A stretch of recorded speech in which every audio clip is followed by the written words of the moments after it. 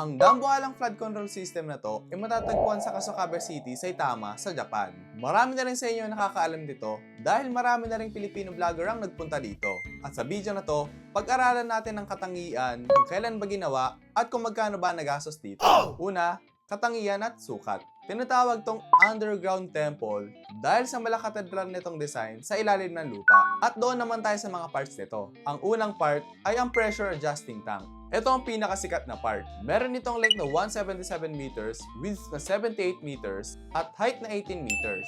Sinusuportahan ito ng 59 na dambuhalang poste na gawa sa semento na may bigat na 500 tons. Ang 500 tons ay mas mabigat pa sa isang jumbo jet. At doon naman tayo sa pangalawang parte na giant tanks. Meron ditong 5 malalaking tangke na may lalim na 70 meters.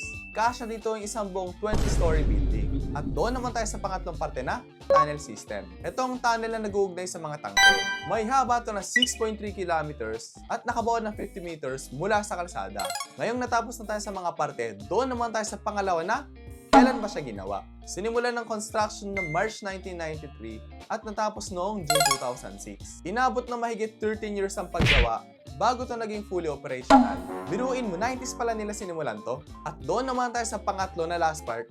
Magkano nga ba nagastos dito? Umabot sa mahigit 230 billion yen ang nagastos dito. Kung i-convert sa peso, 89 billion pesos siya. Grabe! 89 billion pesos.